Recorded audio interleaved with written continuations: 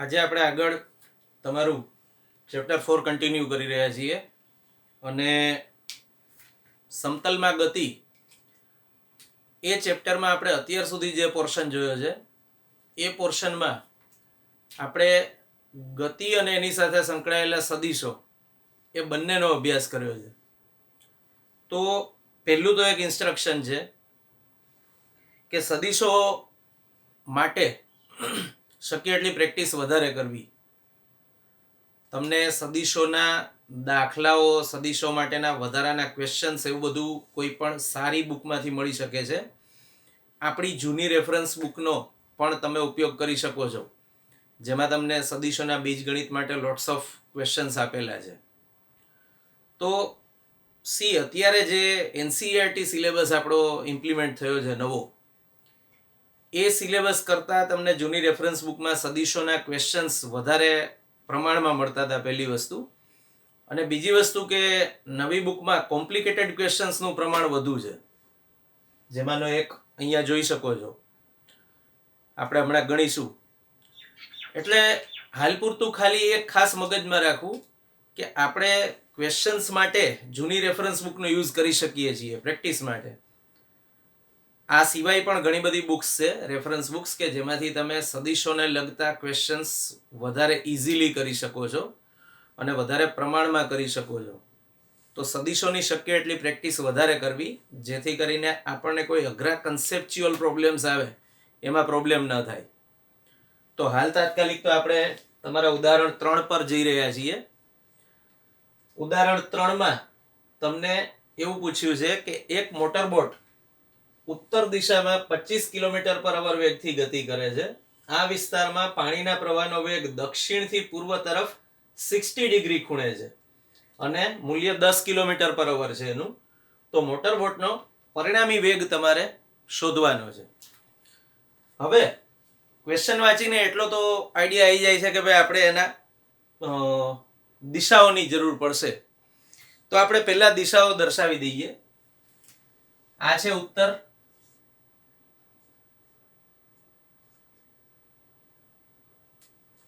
અને મોટરબોટ ઉત્તર દિશામાં 25 કિલોમીટર પર અવર વેગથી ગતિ કરે છે. મતલબ તમારે ઉત્તર દિશા તરફ એક સદિશ દર્શાવવો પડશે, જેનું મૂલ્ય છે 25 કિલોમીટર પર અવર.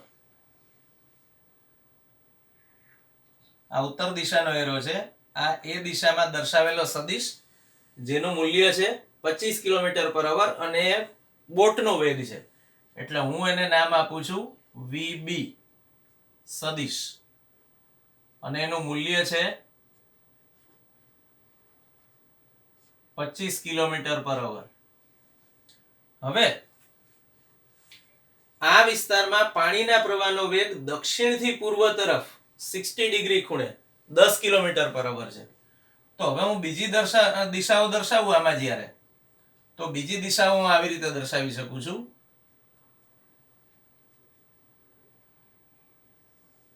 આ બીજી 3 દિશાઓ છે. દેખીતી વાત છે, આ ઉત્તર છે એટલે આ દક્ષિણ હશે.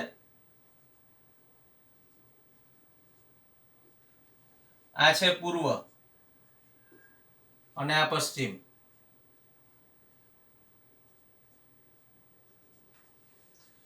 તો જોઈ શકો છો કે આપણે 4 દિશાઓ સરળતા ખાતર દર્શાવી. પહેલા તો હવે તમને જે માહિતી આપે છે, આ વિસ્તારમાં પાણીના પ્રવાહનો વેગ, વોટર કરંટ માટે એ લોકોએ સંજ્ઞા લીધી છે C. તો પાણીના પ્રવાહનો વેગ દક્ષિણથી પૂર્વ તરફ 60 ડિગ્રી ખૂણે છે. મતલબ કે આ પાણીના પ્રવાહનો વેગ ધારો કે મેં અહીંયા દર્શાવી દીધો, તો આ છે સદિશ VC. મેં કીધું એમ C ફોર કરંટ. આને આપણે ઉગમ બિંદુ ધારી લઈએ છીએ, અને આ ખૂણો દક્ષિણથી પૂર્વ તરફ 60 ડિગ્રી છે.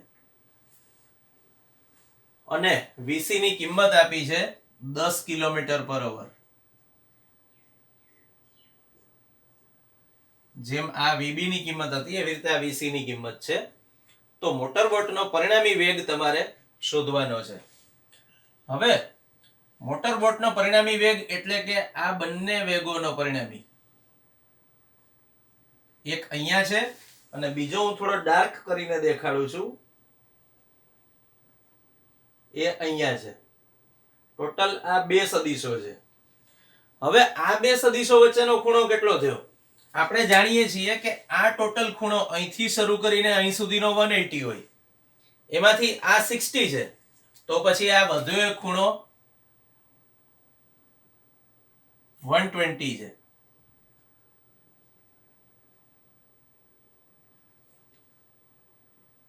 તો હવે પહેલી વસ્તુ તો આવે છે કે આપણે પરિણામી વેગનું મૂલ્ય શોધીએ.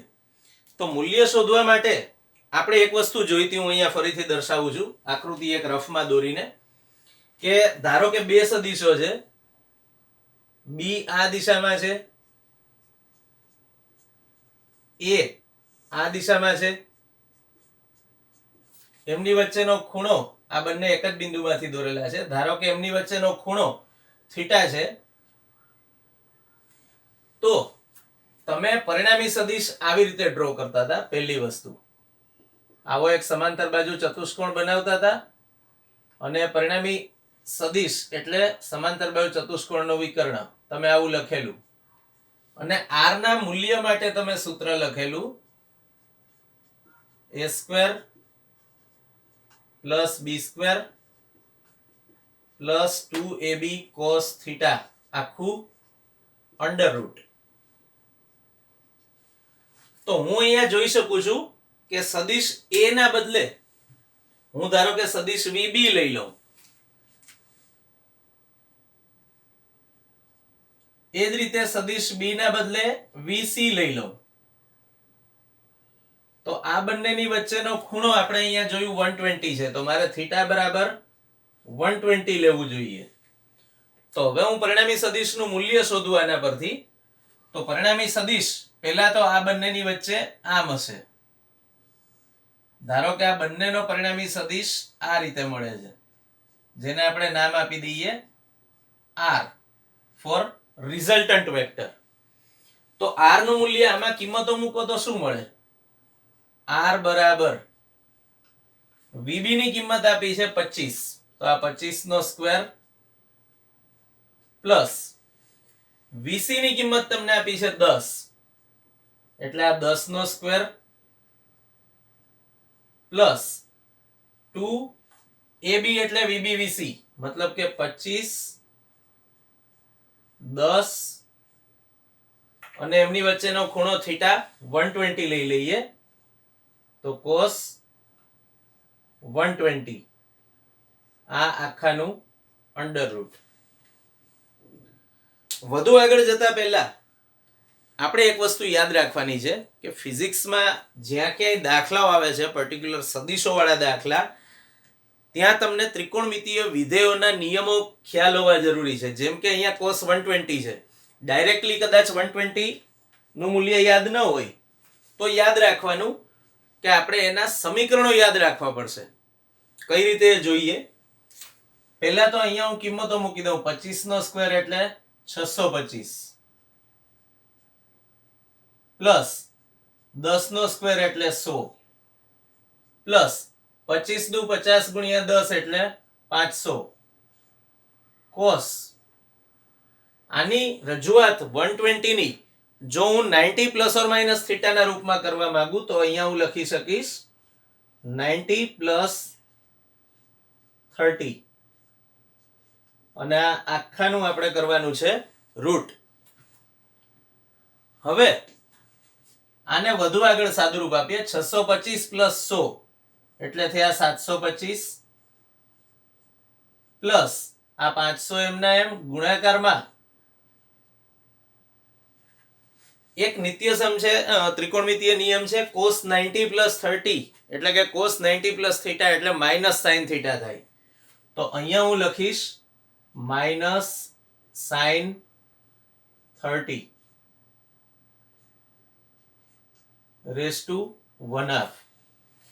જો આપણે યાદ રાખવાનું છે, અગેન મેં કીધું એમ કે cos 90 plus or minus theta, પછી 180 plus or minus theta, 270 plus or minus theta, આ પ્રકારના સમીકરણો sin અને tan માટે પણ ખરા. તો યાદ રાખવાનું કે નિયમ એવો છે કે cos 90 plus theta એટલે minus sin theta થાય. તો અહીંયા theta બરાબર 30 છે એટલે આપણે અહીંયા પણ 30 લીધું. તો આવા જેટલા નિયમો છે ખૂણાઓ માટેના એ બધા તમને આવડવા જરૂરી છે. નહીતર પછી cos 120 કેટલા થાય, sin 90 કેટલા થાય વગેરે વગેરે એ બધા મૂલ્યો તમને આવડવા જરૂરી છે.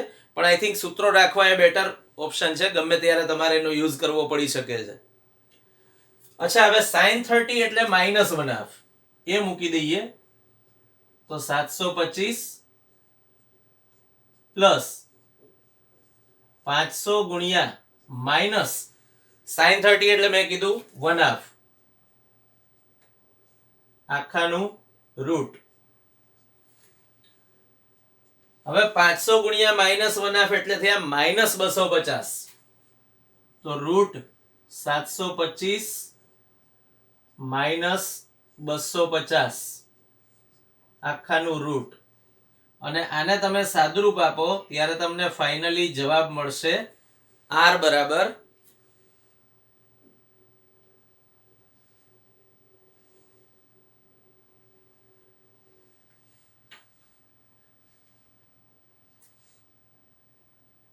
એપ્રોક્સ 22 કિલોમીટર પર અવર.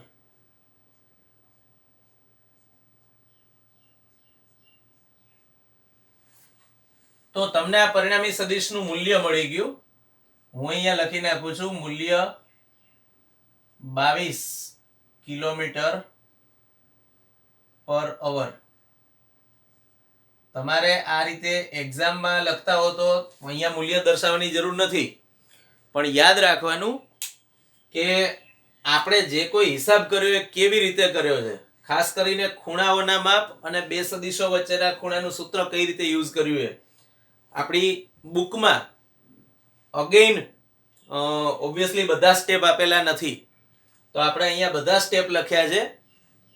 ફરીથી દાખલો થોડો લાંબો થયો છે પણ એવું લાગે છે મને કે સમજવા માટે આ વસ્તુ જરૂરી હતી. એટલે આપણને ફાઇનલી r નું જે મૂલ્ય મળે છે એ છે 22 કિલોમીટર પર અવર. આને સાદુરૂપ આપવાથી.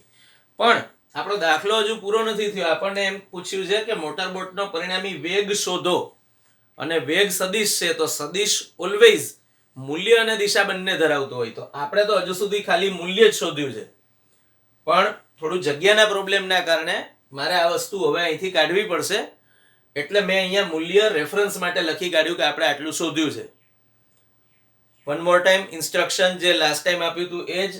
એક્ઝામમાં આ બધી ગણતરી દેખાડવી જરૂરી નથી. દેખાડો તો સારું છે, પ્રિફરેબલ છે, હું તો એવું કહું છું. પણ કદાચ ન દેખાડો તો ઇટ્સ ઓકે. તમે બુકમાં આપ્યા છે એટલા સ્ટેપ સાવ ઓછા નહીં લખવાના, પણ થોડા 2-3 સ્ટેપ લખવાના, વ્યવસ્થિત ખબર પડે એ રીતે. તો હવે આપણે પરિણામી સદિશનું મૂલ્ય શોધી કાઢ્યું. હવે દિશા શોધીશું. તો હવે આપણે પરિણામી સદિશની દિશા શોધવા જઈ રહ્યા છીએ. મૂલ્ય મેં કીધું એમ આપણે શોધી કાઢ્યું. મેં અહીંયા રેફરન્સ માટે લખેલું છે. હવે ધારો કે હું આ થિયરી, આની પહેલાનો દાખલો મેં તમને કીધું હતું થિયરી પણ ગણી શકાય એને. થોડું યાદ કરીએ તો આ ખૂણો બે સદિશો વચ્ચેનો ખૂણો થીટા હતો. પણ પરિણામી સદિશે સદિશ એ સાથે બનાવેલ ખૂણો આલ્ફા હતો.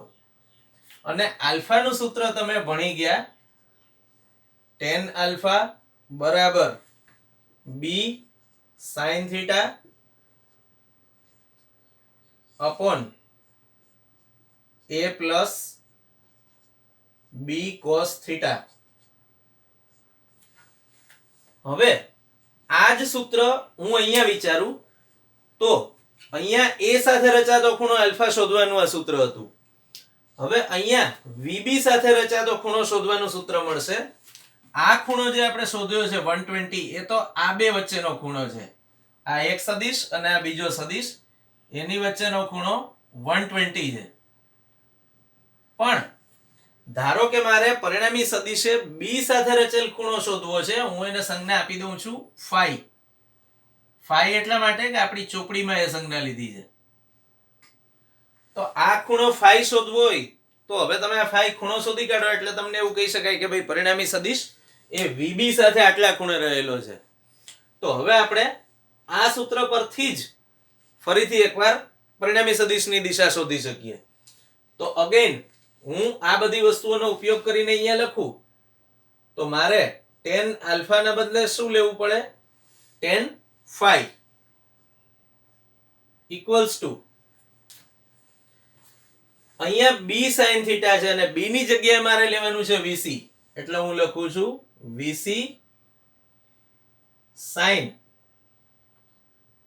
થીટા એટલે જે બે સદિશો તમે વિચાર્યા હતા એ બી એની વચ્ચેનો ખૂણો છે જે મેં અહીંયા દર્શાવેલો છે. તો અહીંયા તમે જે બે સદિશો વિચાર્યા એની વચ્ચેનો ખૂણો 120 છે, એટલે મેં અહીંયા લઈ લીધું 120 છેદમાં ફરીથી એકવાર a ની જગ્યાએ હું લખીશ vb પ્લસ b ની જગ્યાએ ફરીથી એકવાર vc cos અને થીટા ની કિંમત આપણા કિસ્સામાં ફરીથી એકવાર 120. તો મને tan phi નું એક આવું સૂત્ર મળ્યું. હવે હું આ બધી કિંમતો મૂકી દઉં આમાં. તો એ પહેલા હું આવું કંઈક લખી શકું છું tan આલ્ફા બરાબર પેલા જે ખૂણાઓ 120 છે એનું આપણે પહેલા રૂપાંતરણ કરીશું. તો VCM નું એમ sin 120 ને હું લખું છું 90 plus 30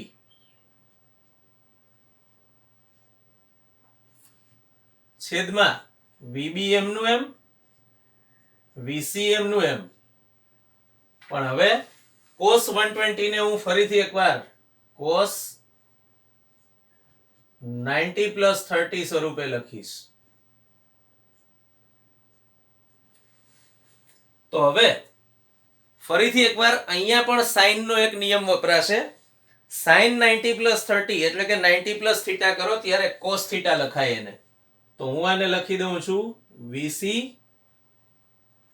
cos થીટા એટલે અહીંયા 30 છે, તો હવે લેવાના 30. ફરીથી એકવાર આપણે શું કર્યું? sin 90 plus theta equals to cos theta થાય. અહીંયા sin 90 plus theta ની જગ્યાએ 30 છે, તો મેં લખ્યું cos theta માં theta ની જગ્યાએ 30. એ જ રીતે છેદમાં VB plus VC અને cos 90 plus theta એટલે minus sin theta થાય. આપણે આ વસ્તુ તો હમણાં પણ કરેલી, એટલે હું અહીંયા લખું છું minus sin 30. હવે આપણે આમાં કિંમતો મૂકવા માટે રેડી છીએ. સૂત્ર આપણું તૈયાર થઈ ગયું. હવે VC ની કિંમત 10 cos 30 એટલે √3/2 છેદમાં VB એટલે 25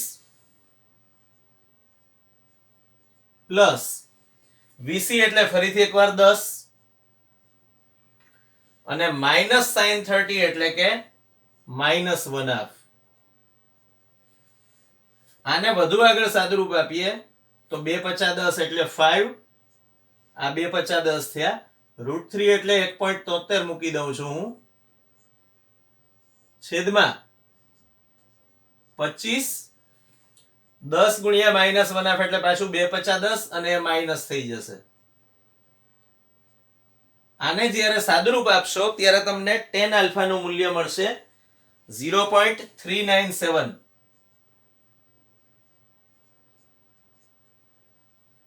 અને આ કિંમત છે tan આલ્ફાની. પણ આપણે તો શું જોઈએ છે? ખૂણો આલ્ફા કેટલો રચાયો હશે એનું માપ જોઈએ છે. તો ફરીથી એકવાર આપણે નેચરલ ટેન્જન્ટ્સ નું જે ટેબલ જોયેલું એ નેચરલ ટેન્જન્ટ્સ ના ટેબલમાં 0.397 ની કિંમત શોધીએ. સોરી, આલ્ફાની ફાઈ છે, આપણે સંજ્ઞા લીધી, મેં ભૂલથી આ લખી કાઢી. તો આપણે 0.397 ની કિંમત શોધીએ ત્યારે તમને ફાઈ ની કિંમત મળશે 23.4 ડિગ્રી.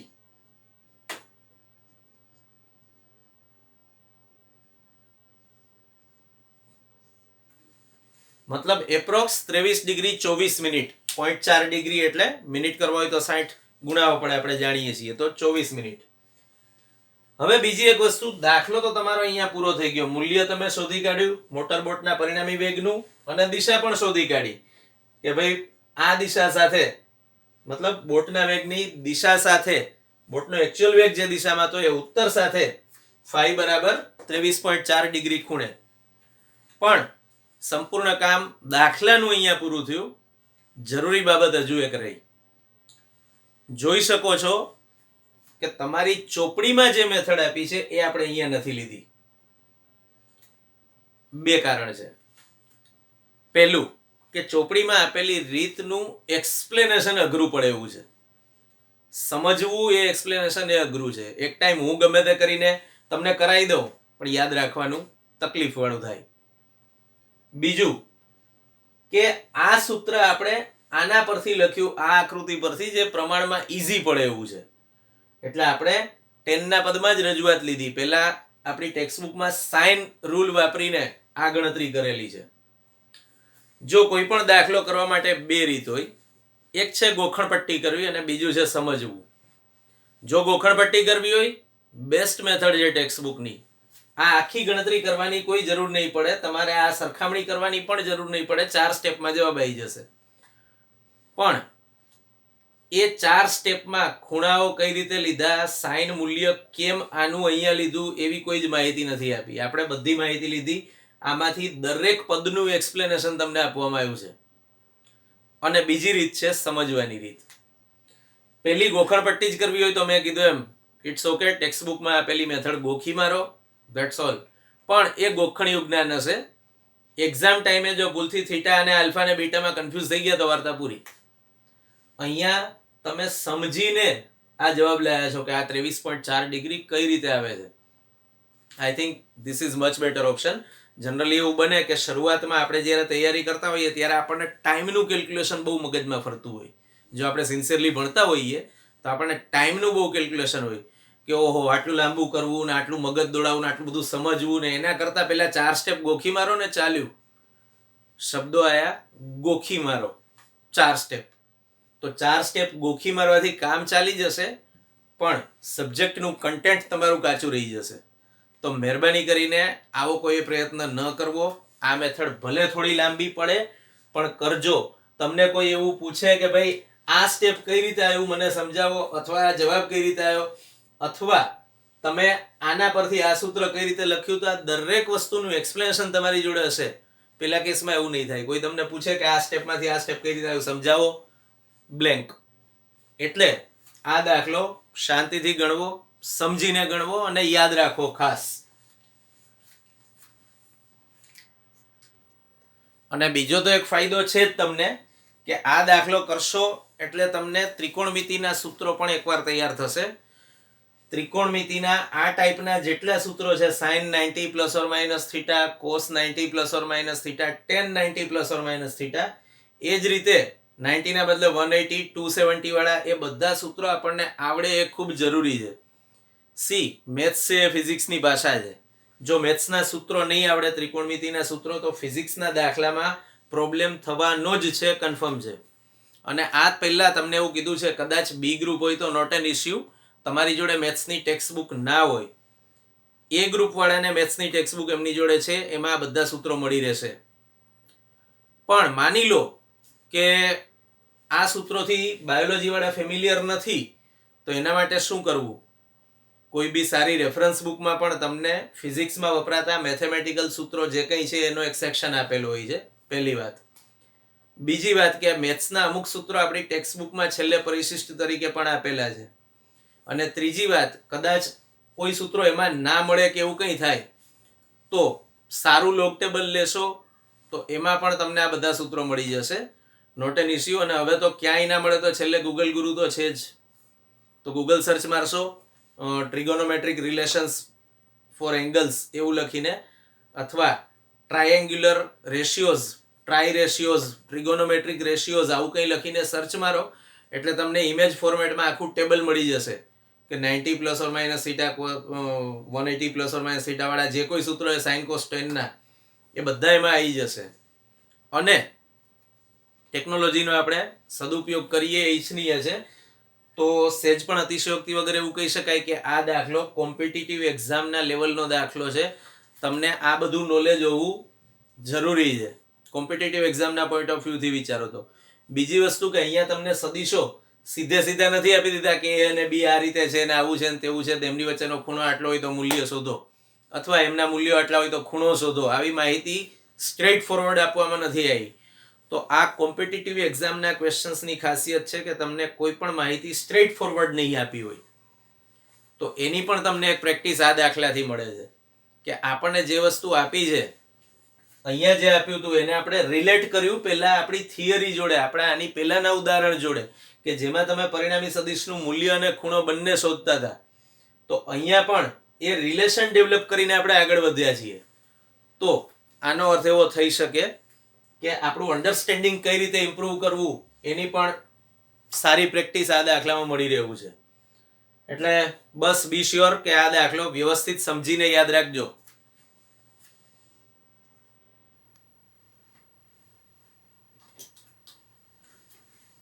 ઓકે, તો આપણે વધુ આગળ જોવા જઈ રહ્યા છીએ. સ્વાધ્યાયનો દાખલો 23. અવકાશમાં થતી કોઈ સ્વૈચ્છિક ગતિ માટે કયું સાચું છે? પહેલું તો સ્વૈચ્છિક ગતિ છે, અને બીજું જે ઇન્સ્ટ્રક્શન તમને આપ્યું છે બધા માટે કે સરેરાશ મૂલ્ય, જ્યાં ક્યાંય સરેરાશ મૂલ્ય આવે છે તે જે તે રાશિનું T1 થી T2 સમયગાળામાં સરેરાશ મૂલ્ય છે. તમે એમ કહો કે ભાઈ સરેરાશ મૂલ્ય, તો સરેરાશ મૂલ્ય તો કોઈ પણ ગાળામાં હોઈ શકે. અહીંયા ગાળો ફિક્સ છે, તમને એક નિશ્ચિત સમય T1 આપ્યો છે, એક નિશ્ચિત સમય T2 આપ્યો છે. તમારે આ જ ગાળાની વચ્ચે એનું સરેરાશ મૂલ્ય લેવાનું છે. કદાચ ક્વેશ્ચનમાં થોડું લુકવાઇઝ ઓકવર્ડ ફિલિંગ આવે કે બધી જગ્યાએ વેક્ટરના એરો આપણે કરેલા છે પણ ચોપડીમાં તો નથી, કદાચ એવો સવાલ થાય. તો યાદ રાખવાનું કે ચોપડીમાં જ્યાં ક્યાંય બોલ્ડ લેટર્સ છે ત્યાં બોલ્ડ લેટર્સ બધા સદીશો સૂચવે છે. આપણે જાણીએ છીએ સદીશો સૂચવવા માટેની બે મેથડ મેં તમને કીધેલું છે આ પહેલા કે આપણે બધી જગ્યાએ બોલ્ડ લેટર્સ નહીં કરીએ, આપણે ઉપર વેક્ટરની સંજ્ઞા કરીશું, એરો. તો હવે આપણે 1 by 1 બધા ઇક્વેશન્સ જોઈએ. પહેલું, સરેરાશ વેગ બરાબર 1/2 T1 સમય વેગ અને T2 સમય વેગ, મતલબ v કૌંસમાં T1 છે અહીંયા પ્લસ v કૌંસમાં T2, મતલબ આ T1 સમયનો વેગ છે, આ T2 સમયનો વેગ છે. બેયનો સરવાળો કરીને એને સરેરાશ લેવા માટે બે વડે ભાગી દીધું આપણે. તો આવું આપણે જાણીએ છીએ કે થવું શક્ય નથી. દરેક કિસ્સામાં સરેરાશ વેગ આવી રીતે ન મળી શકે, કારણ કે સ્વૈચ્છિક અથવા યાદચ્છિક રીતે થતી ગતિ છે. તમને એના વિશે કોઈ સ્પેસિફાઈડ માહિતી નથી આપી. એટલે પહેલું સમીકરણ એ ખોટું છે. પછી બીજા પર આવીએ. સરેરાશ વેગ RT2 minus RT1, મતલબ T2 સમયે સ્થાનાંતર માઇનસ T1 સમયે, સોરી, T2 સમયે સ્થાન માઇનસ T1 સમયે સ્થાન, છેદમાં T2 minus T1 એટલે સમયગાળો. અહીંયા સ્પેસિફાઈ કરેલું છે કે સરેરાશ મૂલ્ય જે કોઈ ભૌતિક રાશિનું છે એ T1 થી T2 ના સમયગાળામાં છે. તો આપણે જાણીએ જ છીએ ફરક એટલો કે આ સમીકરણ v સરેરાશનું તમે એવી રીતે લખતા હતા delta R by delta T. તો ડેલ્ટા R શું હતું? આપણે જે ઇક્વેશન લખતા હતા આને હું અલગ રીતે લખું તો આપણે આવું લખતા હતા, સરેરાશ વેગ બરાબર delta R by delta T. આપણે આવું સૂત્ર ભણી ગયા છીએ. તો હવે ડેલ્ટા R એટલે આફ્ટર ઓલ શું? અંતિમ સ્થાન મતલબ T2 સમયે સ્થાન, પ્રારંભિક સ્થાન એટલે કે T1 સમયે સ્થાન, છેદમાં સમયગાળો આપણે કયો લીધો? T2 અને T1 ના તફાવત જેટલો, મતલબ T1 થી T2 સમયગાળો, તો અંતિમ સમય માઇનસ પ્રારંભિક સમય. જો આ જ સૂત્ર અહીંયા આપ્યું છે, મતલબ કે વિકલ્પ બી સાચો છે, સમીકરણ જે બી માં આપ્યું છે. પછી આવે છે સી અને ડી. બંને નિયમિત પ્રવેગી ગતિના સમીકરણો અથવા અચળ પ્રવેગી ગતિના સમીકરણો છે. આપણે ઓલરેડી આ સમીકરણો તારવેલા છે. તો આ સમીકરણો તો ફક્ત નિયમિત પ્રવેગી ગતિ માટે છે. તમને એવું નથી કીધું કે કઈ ગતિ માટે, તમને એવું કીધું છે સ્વૈચ્છિક ગતિ માટે. મતલબ કે આ બંને સમીકરણો પણ આ પ્રકારની ગતિ માટે ખોટા. જો તમને એવું આપ્યું હોત કે આ સ્વૈચ્છિક ગતિ નિયમિત પ્રવેગિત ગતિ છે તો આ બંને સાચા ગણાત, તો સી અને ડી પણ ખોટા છે. રહી વાત ઈ ની, સરેરાશ પ્રવેગ બરાબર vt2 vt1 t2 t1. ફરીથી એકવાર યાદ કરીએ, આપણે સરેરાશ પ્રવેગનું જે સૂત્ર લખતા હતા એ આવું કંઈક હતું, delta V by delta T. ફરીથી એકવાર ડેલ્ટા વી એટલે t2 સમયે વેગ માઇનસ t1 સમયે વેગ, એ જ આપ્યું છે, જોઈ લો. એટલે આપણે એવું કહી શકીએ કે આ સમીકરણ સાચું છે. તો ઓવરઓલ તમને જે 5 જુદા જુદા પ્રશ્નો અથવા 5 જુદા જુદા સમીકરણો આપ્યા છે એમાં ખાલી બી અને ઈ સાચા છે, બાકીના 3 યાદચ્છિક ગતિ માટે લાગુ પાડી શકાય નહીં.